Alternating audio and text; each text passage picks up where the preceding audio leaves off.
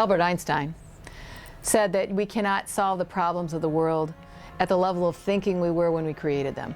So what we're trying to do is change our thought. Let's change our thought about our exercise, what exercise is. It isn't having to go to the gym. It's being active and healthy and fit. Okay, and it's awareness about that.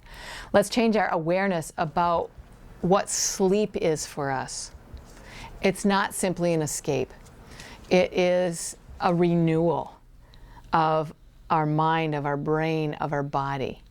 It's a respect of our mind and body. Sleep is not just something that we have to do. As we change our thought about food, I think consciously right now with the process that we're putting out for food service, we're becoming more conscious of our food. Our students with Farms Decay, our students with understanding local foods and studying local foods are becoming more conscious about our food sources, about our food service. So as we become more conscious, we change our thinking about food. What is food for? Rather than simple tasting pleasure, food is for feeding the body and for a healthy, fit, aware body. We change our thought about our mind. We change our thought about our body. We change our thought about our spiritual being. And for everybody, that's an individual thing. I think healthy, balanced life means how you organize yourself. I think you should, at the same time that you create an agenda for your homework or for your reading, you should also create an agenda for some free time to yourself, some free time to go out there, talk with somebody, or go to the counseling center, get a chair massage. So you should have at least like 30 minutes of exercise, maybe twice a week. I don't know this the exact number of minutes or hours that you should exercise a week, but I feel like you should exercise regularly. And then secondly, in terms of food, I think the kind of food that you eat every day should include like all the food elements, vegetables, a lot of water and roughage. Then also you should have enough sleep, so at least 8 hours every night. And exercise, I'm not going to say daily because that's not really realistic, but just in moderation. You do things in moderation and just kind of self-moderate. You don't have to follow anyone's script, and I think that's where people go wrong a lot. They try to follow a written rule, whereas if you have general knowledge of the topic, you're able to kind of guide yourself into a healthy lifestyle.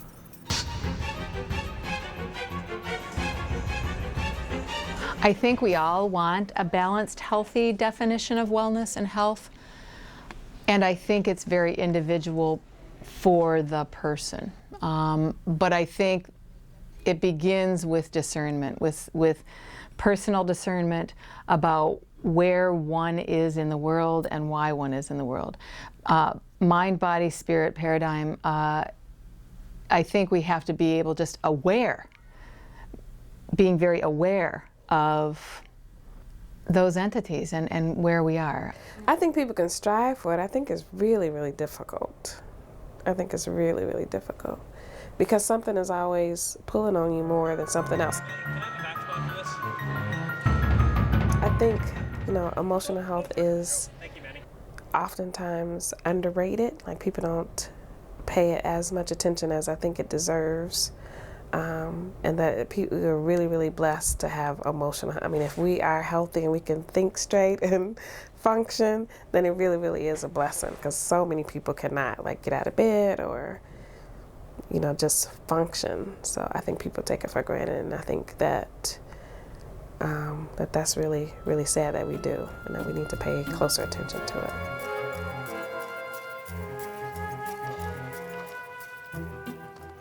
Some people get over physical, and they pay so much attention to the physical that the balance of mental and emotional / spiritual really doesn't exist for them. So, and some people can be so spiritual that their physicality is compromised. So there has to be a balance of mind, body, spirit, and it's in this yin and yang sphere where that exists. And for each person, that sphere is different.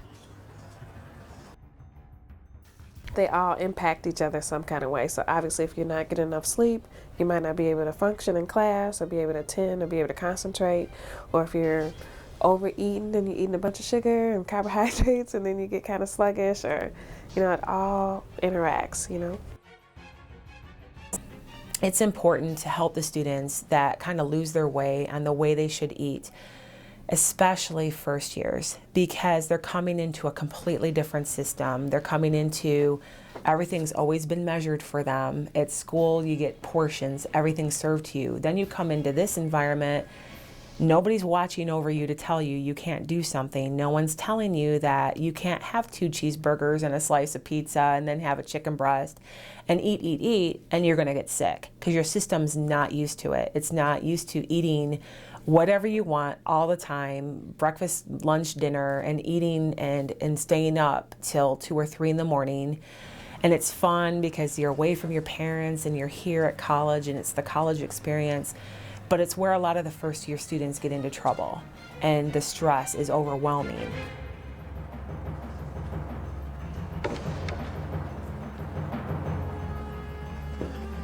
Not only are you making your decisions on when you go to bed, who you're friends with, all of these things, how you're paying your bills. A lot of students that we have here are working here because they need jobs to help pay for things. Now they're making all these decisions on their own. And so they don't know what's the right decision. And some students don't know how to listen to their bodies yet to see what's right and what's not. You've heard about the freshman 15. We talk about that a little bit in class.